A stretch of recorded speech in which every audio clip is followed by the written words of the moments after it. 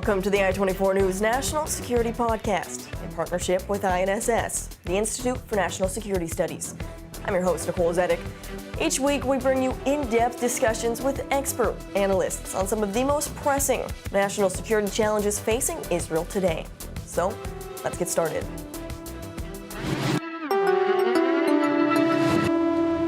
Today, we are focusing on the Gulf states, as clearly the United States is putting a spotlight on the region with the most recent visit from Secretary of State Marco Rubio.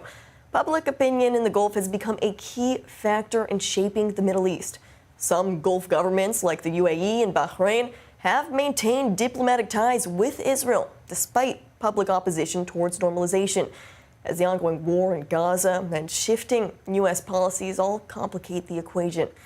The questions we're answering in this week's podcast are how Saudi Arabia, the UAE, and Qatar all view the war in Gaza, or the end of the war with the hostage release deal.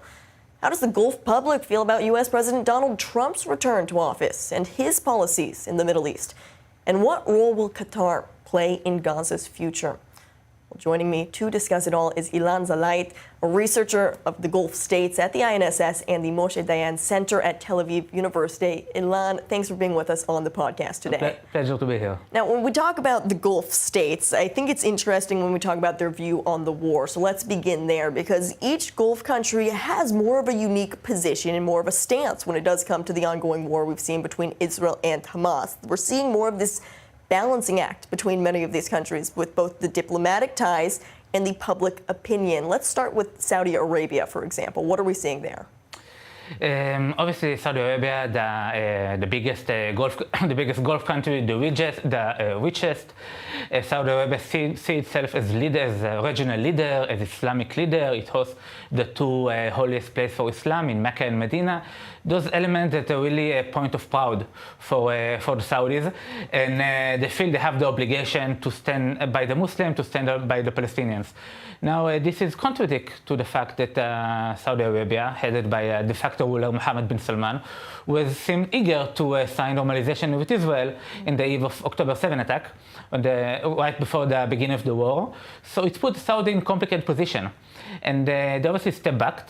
They haven't collapsed the negotiation, the idea of normalization with Israel, but the authorities, the government, raised again the demand of Palestinian state for normalization, in exchange for normalization, something that seemed impossible in any foreseeable future, which all the time we need to understand that the public opinion there, which is impossible to measure correctly in country without public speech, is not fan of idea of relation with Israel in general, and particularly right now when you see over the past year and a half those sites from Gaza, from Lebanon, broadcast from Al Jazeera, this one-sided narrative. Israel is not popular, to say the least, at the moment. And so that's with the normalization with Saudi Arabia. But what about the two countries that Israel already has normalization with, Bahrain and the UAE? What has been their perspective since the war started? Well, first, the UAE and Bahrain are the only Arab country that unequivocally condemn October 7 attack. This is an important fact. Even Jordan and Egypt, which have long established peace treaty in Israel, didn't do it. And they maintain ties with Israel, which is something that many doubt. Some people looked in the Abraham Accord as a feeble agreement that can easily collapse, and it's proved wrong. We have the most devastating war in the history of the conflict, and the Abraham Accord still stands strong. And that said, obviously, the situation is uncomfortable for those countries right now, and they want the war to stop. They mostly afraid that continuation of the war, especially with Iran and the Houthis, if the war will now resume and the Houthis will resume their launch of attack to Israel, will get to their territory at some point. It will affect themselves and affect their territory, and this is what concerns them the most. And they want to try to leverage the new relation to Israel, especially the Emirates, so Bahrain is less significant. They try to leverage those new relations to find any kind of formula for permanent ceasefire. So they're worried of the war continuing. How are they reacting then to the current hostage release deal and ceasefire? For this reason, they were satisfied. They like the idea. I don't say that Saudis or Emiratis weren't happy to see Hamas being degraded, his capabilities. They were especially happy to see Hezbollah being degraded. Hezbollah is a major enemy of those states, major rival of those states.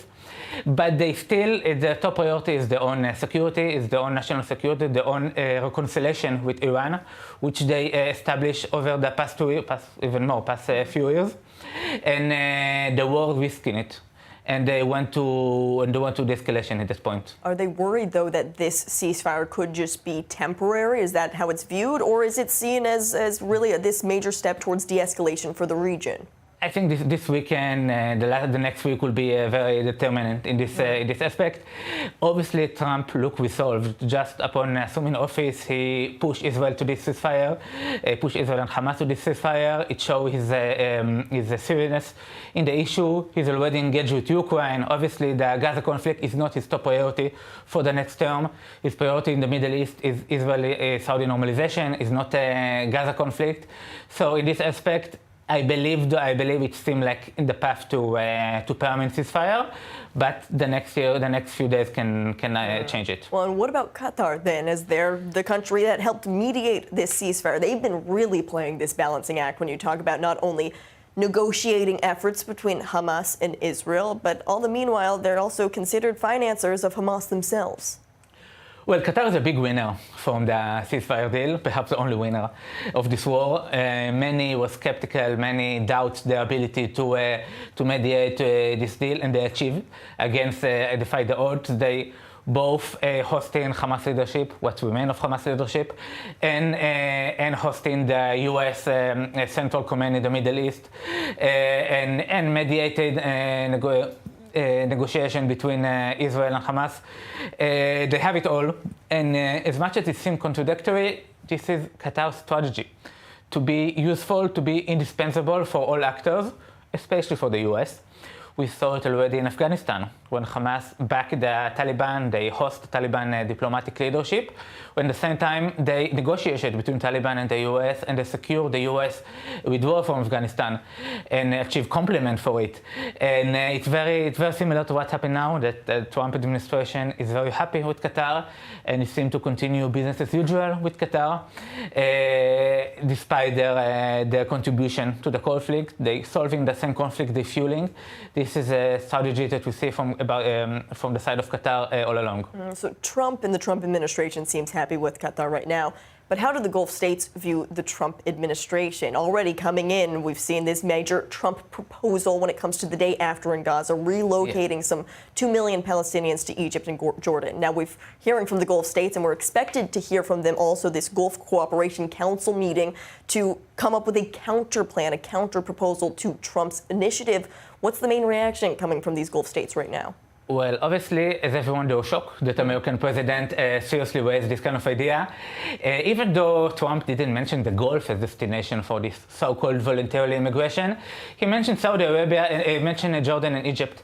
And the national security of Jordan and Egypt is very important to Saudi Arabia and the UAE, because they believe that, like in the Arab Spring, that destabilization in one of those Arab countries will spur radicalization and destabilization in their own countries, their own populations.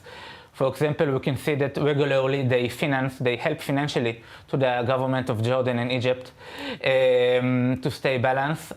So for this reason, Saudi Arabia and the UAE get into alert when they hear this idea of Trump, and they become really active together with Egypt and Jordan in offer some kind of counter proposal, which ironically they haven't done until now. Biden tried to push them to this point from the beginning of the war, and they were very drag leg until now. And no doubt that this Trump, perhaps reckless idea, drove them to take it much more serious. We're going to have in the beginning of March a meeting of the Arab League in Cairo. obviously the Gulf states are the center of gravity today of the Arab League, and they will have the biggest leverage here. And the question, if they can make the impossible and find a formula that Hamas will agree their idea of some technocrat, some neutral Palestinian governance in Gaza, that will satisfy Israel and the U.S. If any country does have the power to do that, would it be the Gulf states? Because right now the proposals that have been put forward are either Israeli proposals, these U.S. Western proposals, but as you're mentioning right now, even though we had seen a lot of messaging coming from the Gulf states, we hadn't seen any action plans. And so could these countries come up with a legitimate, viable option? First, it remains to be seen. I think besides the difference that we have between Qatar and the UAE and Saudi Arabia, which is the major fault line, we have some nuance between the UAE and Saudi Arabia. The UAE much more serious regarding Gaza. They help in sending aid and building humanitarian infrastructure during the war, and they show their willingness and capabilities to be there also after the war in financing and help functioning any Palestinian governance there. But it's come with a condition that it's not clear if Israel and Hamas will agree to fulfill.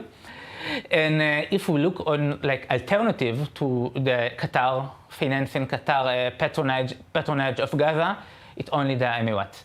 This is the only plausible solution, of course, with the help of Egypt and Jordan. Mm-hmm. And so, when it comes to this, you mentioned possibly reckless plan that Donald Trump did put forward, but now we're seeing these counter proposals on the table. What does this mean for the bigger picture when Trump's visions for normalization with Saudi Arabia? Could sentiment and rhetoric like this harm any plans for future Saudi normalization? I believe right now it's harmed and it's put in a pause, and it's kind of this any kind of advance in the prospect of normalization. Anyhow, the key factor of normalization will be what the U.S. can propose to Saudi Arabia in sense of security guarantees, technologies and weapons they haven't approved till now, and helping backing of a nuclear program. The secondary issue, it's what the U.S. and Israel can deliver on the Palestinian issue, which is a big thing, but before that, the Saudis want to secure their own gains. So it will take time.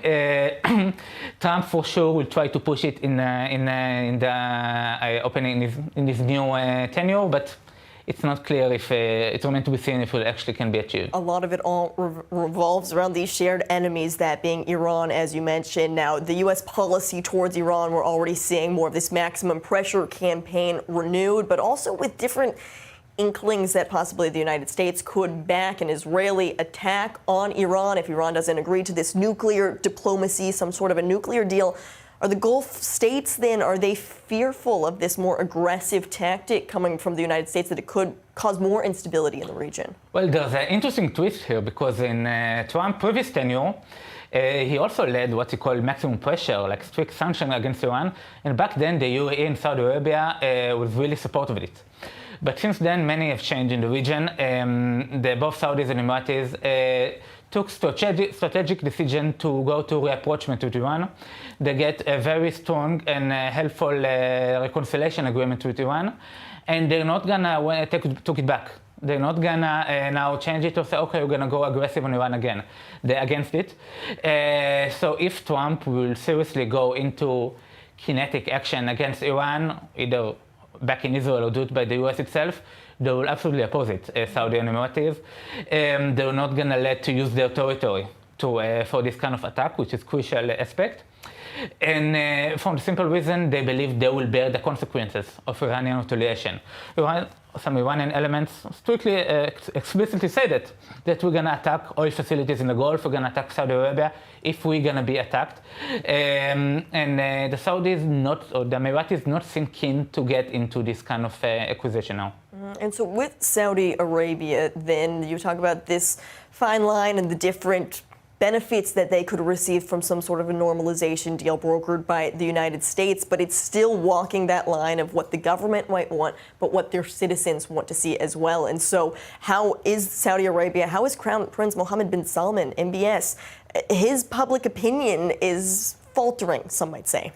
Yeah, usually people tend to downplay public opinion in the region for the simple reason those leaders are not really standing to election, as they don't have to take into account the population will. On the other hand, they do care about this. They do remember the Arab Spring. Specifically, bin Salman is the very famous, strong leader of Saudi Arabia since 2017, but he's not yet the king. He's the crown prince, and unlike the European monarchy that have like fixed heredity line, we don't have this in the Gulf. Technically, many of his other brothers, other branch of the family, can undermine him once his father, the king, will pass away. And this is for the possibility that even if far-fetched is looming all the time, and it's a factor when he's gonna take any action. According to reports, he told former Secretary of State Blinken that he don't want to finish like Anwar Sadat, the Egyptian president that was assassinated after a peace treaty with Israel.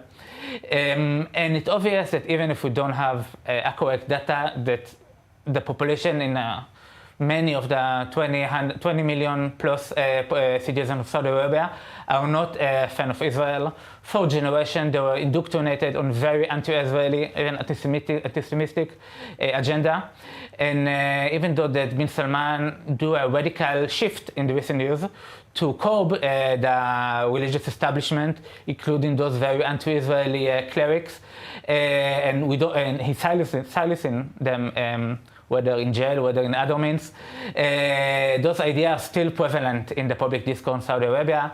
The importance, again, if we are like the pedestrian of the holiest place to Islam. And it's a fine line that bin Salman needs to take here. And it's also need to understand, to remember that normalization is only one part of many radical reforms that bin Salman conduct in the kingdom, in a goal to draw investment and to create more jobs outside of the oil sector. And it really, I would say, it really depends how much you will meet this expectation in following years. It will affected how much he can contain public resentment to peace with Israel. Okay, so public opinion seems to be falling when it comes to the views on Israel and Saudi Arabia. And what about then Qatar? Because Qatar also very influenced by their own state-run media, Al Jazeera, that is definitely anti-Israel and pushes this pro-Palestinian narrative. Yeah, Al Jazeera is a major concern of our government since it was launched in the 90s. Al Jazeera is by far the most popular media outlet of among 200 million Arab speakers in the world. It's a media wing, it's an influence wing of the Qatar leadership. It has direct narrative of the Qatar leadership went to a project on the region. And for example, we see how Al Jazeera get exclusive coverage of the hostages in Gaza. Why they do it? They get it from Hamas, of course, in exchange to the help that Qatar gives to Hamas, in order to show the world how Hamas is functioning, how its governance is functioning, because this is the narrative that Qatar wants to project. So also in the normalization, Qatar wants to project how much the region don't like the normalization, project the anti-Israel sentiment, the project the pro-Palestinian sentiment, and it have this ability to influence, for sure. And this is definitely a negative, it seems, from Israel's perspective when you're talking about the opportunity for some sort of normalization with Saudi Arabia. But a big question also is then what type of role Qatar will have in this post-war Gaza, because we're already seeing the role that they have right now, even with the hostage release deal, as you mentioned, with their state-run media having exclusive access. If Hamas, it seems many of these Gulf states are saying Hamas cannot be a part of the day after. They're coming on board with the different Western narrative. But then what happens to the Hamas leaders inside Qatar? What happens to Qatar's rule and power and influence inside Gaza? Okay, it's a good question. Right now, against the dominance of Hamas leadership are traveling between Qatar and Turkey. Qatar, from the beginning of the war, was show willingness to deport Hamas leadership, and the US just declined it for the simple reason it's very convenient when you stay there and you can negotiate with them there, and it's also convenient for Israel. And it's a major question if Hamas will actually agree to some compromise to take out some of his leadership out of Gaza, to agree to some kind of other technocrat government. This will be a blow for Qatar because Qatar will lose some of its grip on Gaza, so they obviously push for a different direction, and it will require a strong, massive push from the US, from the Israel, from the Arab country to counter this situation, to counter this Qatar and Hamas effort to preserve the status quo that was before October 7 attack. And it would also be difficult, then I imagine, for Qatar to cement its newfound diplomacy. It just mediated a major ceasefire, but if Hamas is no longer in power, what type of influence would Qatar have for the regional politics as well? Qatar have a lot of influence on the regional politics. They have great connection with the leadership of Syria, the leadership of Syria. They're back along the Syrian revolt. They're the only Arab country that refused to normalize with Bashar Assad. They have good connection with Turkey, with the leadership in Afghanistan. They donate a lot of money to the Palestinian Authority also. They have those leverage. Qatar will survive without Hamas also in Gaza, but they obviously prefer to preserve their grip on Gaza Strip mainly because it gives them also popularity among the Arab and Muslim world, but also because it gives them leverage and utility for the US, for the Western world, which is the main concern of the Qatari leadership. So do you believe that Qatar will have a major role or a central role when it comes to rebuilding Gaza, whether it's through its different ideology or through even financing terms? It really depends on Israel. If Israel will not find any new formula with Arab partners that will be willing to donate to finance new governance in Gaza, yes, Qatar will, unfortunately, will preserve the same role that it had before the October 7, for the simple reason that no other country is willing now to back Hamas run Gaza. Which was basically the same problem we had before October 7. But when we're seeing then this meeting of Gulf states to talk about post-war Gaza, Qatar obviously present at those meetings, but so is Saudi Arabia, so is the Emirates. Do they not have more of this influence to take Hamas out of the equation? Qatar always play in all fields. Qatar, they don't rule out this idea because they want to maintain ties with the Saudis, with the Emiratis, and with the Americans. And again, I'm not sure if there will be a formula that will satisfy Hamas and Israel. The US, Qatar will accept it. There won't be. Qatar are the one that deliver agreement. They're not the stumbling block for agreement. Again, their goal is to preserve their importance for all actors in the region, including Israel. Including Israel. And so as a whole then, as we're starting to sum up, do you think that the Gulf states are proving that they do have the biggest grasp on the region or the biggest influence when they all band together? For sure. The Gulf states are the most richest, and the most stable, and the most countries that can invest on foreign policy. Other countries in the region are really too focused in their own domestic issues, in their own financial problem, in the oil security internal issue that they cannot shoulder to Gaza, to the Palestinians like the Gulf states. And you see Marco Rubio, his fifth destination in the Middle East is the Gulf states, for sure.